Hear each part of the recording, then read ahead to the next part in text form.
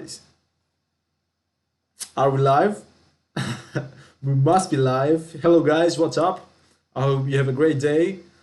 It's kind of tough to have a great day these days during this time because every market is kind of red. Let me adjust my screen, by the way. I'm struggling to adjust my screen. Oh, yeah. Now we're done.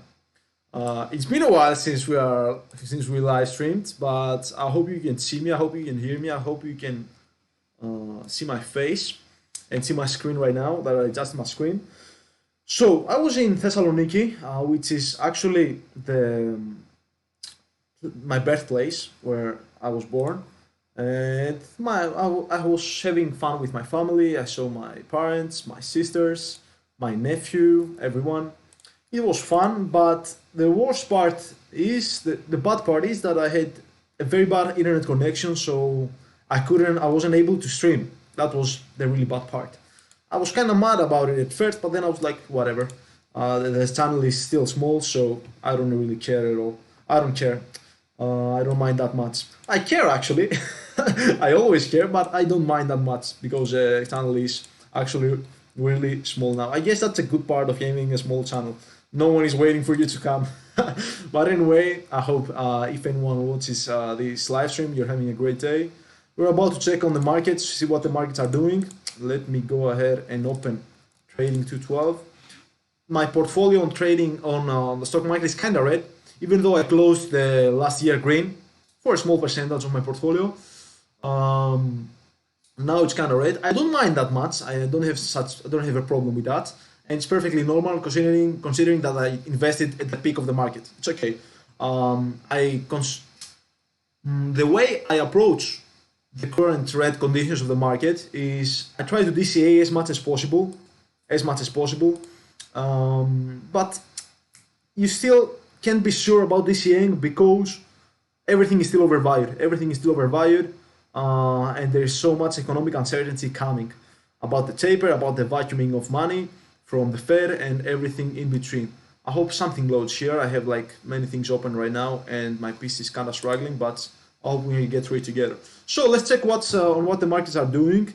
The stock market is about to open in 5 minutes, and the crypto market is on fire basically right now on the fire sale. Bitcoin is sitting at 41k, man. It's insane how low we have gone. It's at 41.7k right now. Oh man, let me see. Insane. Whew. Has that loaded fully, or is that old? It shows 41.7k right now. Anyway, let's go here. Let's check gold. See what's up with gold. Gold is sitting at 1800. Silver 22. Okay. We have oil on the other hand, up 0.3%. Natural gas up 3%. EU has opened kind of mixed. Last day was a very red day for.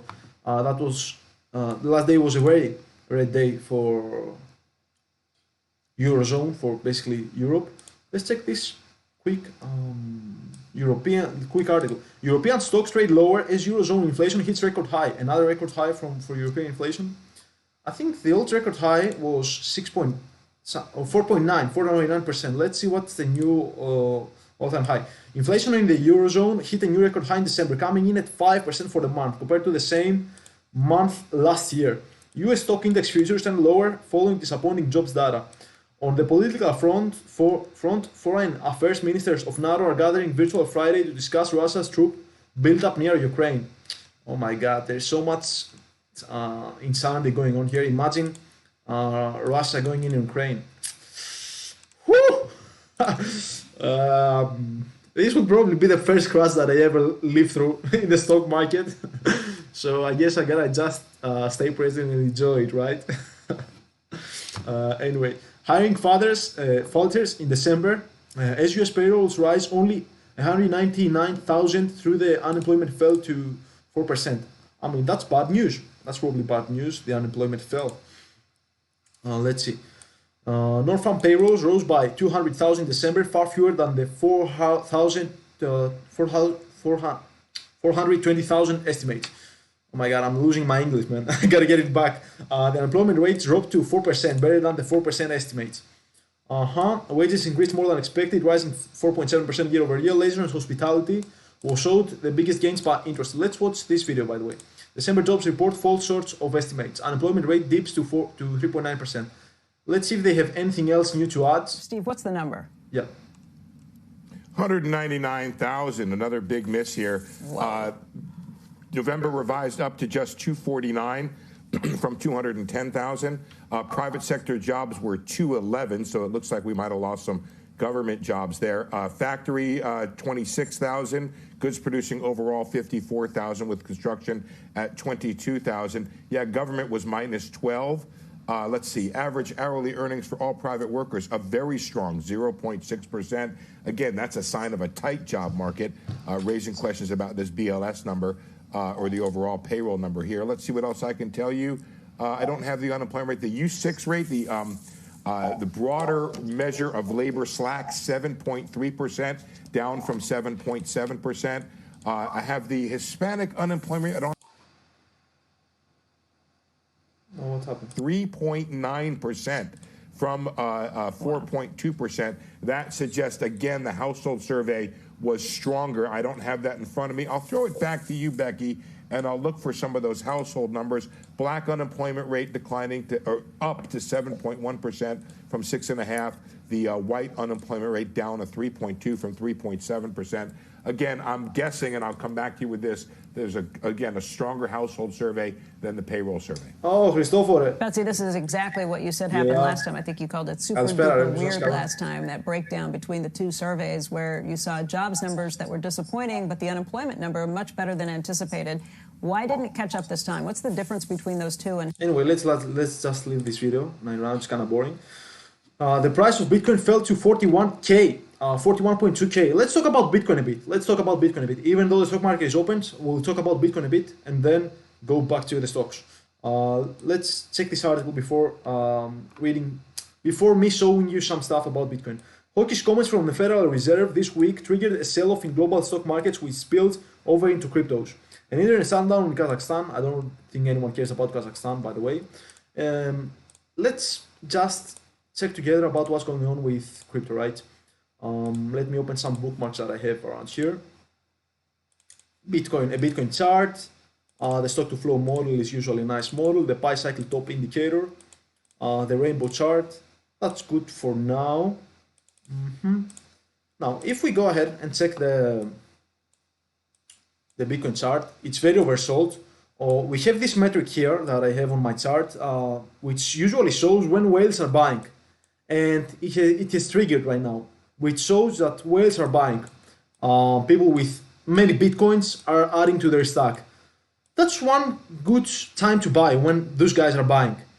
They're usually creating big sell orders to dump the market down, and then they're buying throughout the weakness. And that's what you usually want to do. Buy throughout the weakness, all throughout the weakness, where people are scared, where people are fearful, and then sell into strength where there's euphoria in the market. So that's exactly what I'm doing. I'm following exactly what they're doing. I'm still remaining bullish despite the short-term negative price action. This summer low that we saw, that was like 63 days in total, can be kind of compared to this one, but we see a small deviation, and this one going even lower right now. We are at 41.7K right now on Bitcoin and 41.8K. We see a small deviation going down. We are waiting for a small relief rally back to 45K. That would be ideal. Anyway, if anywhere from 45 to 50K, that would be ideal to show that there's still some strength in this market. But yeah, we are very oversold here. It shows that whales are buying, and I'm buying as well. I'm DCing as much as I can as well. But yeah, things are kind of scary. I think 40K is the ultimate, should be the ultimate bottom for now. The fact that 40K must be the bottom because it held the bull market support band here at this place. Some people believe that this is exactly the same reason why it won't hold 40K right now, but no one knows. Bitcoin usually obeys and holds the bull market support band, doesn't fall below the place where it held the bull market support band in the past. So I believe Bitcoin won't fall below 40K. I believe it won't fall below 40K. Besides that, I'm DCAing, man. There's nothing to do here. There's nothing to even say that you can't be bullish short term with this downtrend. That's a big downtrend. You can't be bullish short term. But of course, I remain bullish short term. I invest money that I won't need for the next year, for the next 2 years. So that's why I'm willing to basically hold throughout these corrections. And I honestly believe that Bitcoin is the hardest asset on earth right now, and it's the one I'm willing to hold for the long run. And it still has more price discovery in it than gold, for example. Anyway, besides that, let's just close this for now. Usually, when the stock to flow chart, when Bitcoin is below the fair value line of the stock to flow chart, it's usually a good time to buy. And right now we are down a lot relative to the fair value line of the stock to flow model. So that's probably to liquidate some people, to flush out some open interest. So I consider that a good opportunity to steal DCA into the market when it looks like, look at that. Usually we're on top of it. We are riding the wave on top of it. Right now, and it's usually the best time to buy when we are below. This is a March of 2020. Yeah, this is a March of 2020. Look at that. It was one of the best times to buy. I guess it's one of the best times to buy too. Now again, how low can it go? Can it go to like, let's say, you can't really say that it can go that much lower, man. It probably has to hold this place right here, the last low, the 41K, the 40K low that we had on the summer. So I hope for the best, and a DCA according to all these things that I'll talk about now. So this is the Pi cycle top indicator. This is an indicator that you can use in order to try to time the top of the market, not the bottom, but the top. But you can also use it to gain some intelligence about when it's the best time to buy, right?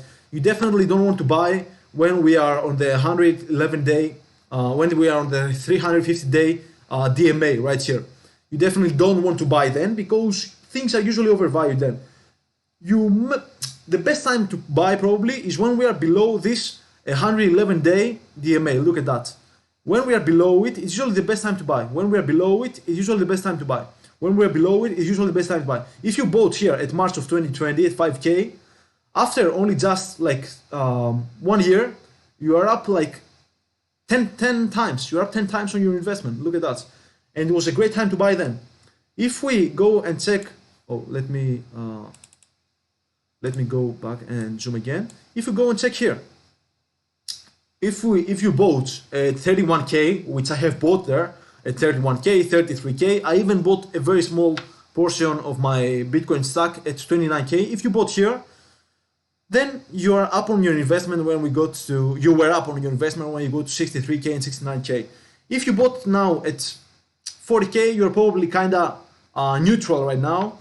But yeah, you cannot say that it's not a good time to buy when we are below this 111 day DMA. It's actually a good time to buy when we are below that. So that's one more reason why I'm staying bullish, because all these indicators show that it's still a good time to buy. So let's move on. This is a chart. This is usually a fun way of looking at when it's a good time to buy or not. And we're now at the still tip, basically sector of this chart. So if you would like to DCA into Bitcoin, this chart considers that it's still very cheap. Besides that, that's another chart that's more kind of advanced. But so the market has opened, the stock market is open. We talked about Bitcoin a bit. Let me check if we have any new comments. No, we don't have, but it's okay. Honest is dropping again. Let's see. Enphase is at 150 again. Let's see what's going on. Google is trying to hold 2750. Google is trying to hold this place. Etsy trying to hold 192. Affirm is sitting at $80. That's an old support line, small support line here. Visa is dropping slowly. Lemonade is dropping. Lemonade is dropped below 40. That was the absolute low that we had. Enphase is at 149. That's very low for Enphase. Usually, I think they started buying shares when they were at 110, 120. It would be actually very good price to buy around there. Besides that, we have here Robinhood trying to recover 3% up. Small cap stocks are trying to recover, man. Look at that. Honest trying to not try. Honest is flat. Tattooed Chef is trying to recover. On the other hand, that's nice. That's interesting. I wonder whether this holds throughout the day. When the whole market is red, I wonder whether those small cap stocks can hold. Interesting. Value stocks and dividend stocks had a great day last day, but it looks like they're struggling today. We see a small red day on Pepsi, on some of those consumer stocks, on Monster. Although they're actually flat, almost flat. Mondelez tried to break through, tried to break above this resistance line, but it looks like it's struggling right now. So I wonder whether it comes back and drops lower. Will be kind of tough to see. Anyway, Starbucks is sitting at 108, Foot Locker 42, Walgreens 53. Walgreens has risen a lot, man. Look at that, from the lows of 44. That's nice for Walgreens. So it's actually up 11% in the last 6 months and 17% in the last year. Interesting. We have commodity watch list here. Gold is flat, so nothing interesting here. Let's check Nancy Pelosi's portfolio. Salesforce is down 11%. Let's add here Roblox too. I think she has Roblox. She bought Roblox too and Google, but I have Google as one of my main positions, so I take it on a different chart, not here. So on Nancy's portfolio, it's kind of red, The only thing holding right now on Nancy's portfolio is Micron and Disney. Roblox and Salesforce are down 10% or more, somewhere around there. Interesting to see. So yeah, the market is struggling. Small cap stocks trying to recover. Google dropping slowly right now. We're seeing a small weakness here. I love Google, man. I love buying Google.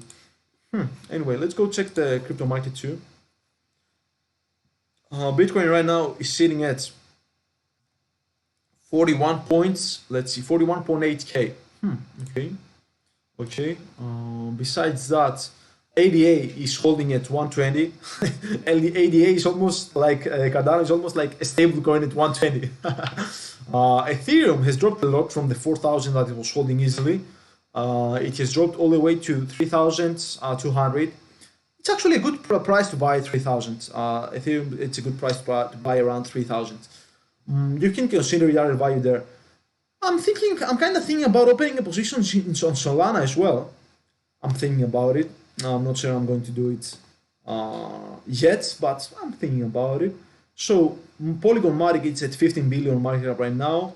Chainlink has risen a bit from below $20 to 25 right now. But yeah, the market is kind of still struggling. Let's go back to maybe read some articles here. Yeah, let's go here on CNBC. No. Oh, I actually want to check the ETF that I have. This ETF, I actually like it a lot. It has to do with the semiconductor industry, and we know that about the basically supply chain issues that they have. And I think the semiconductors, basically every semiconductor stock and chip company will appreciate a lot in the future. That's what I believe. Besides that, let's see here if we have any video. No, on Europe we don't have any. We don't have a video on this, but we might as well just read it. European chip stocks rose on Friday after Samsung and ST Microelectronics issued positive updates. German chip maker Infineon, Dutch semiconductor machine manufacturer ASML, and Austrian sensor maker also their share prices rise over 2% in morning trading on European stock markets. Meanwhile, STMicro saw its own share price rise by over 4% after it announced higher than expected fourth quarter sales. Interesting.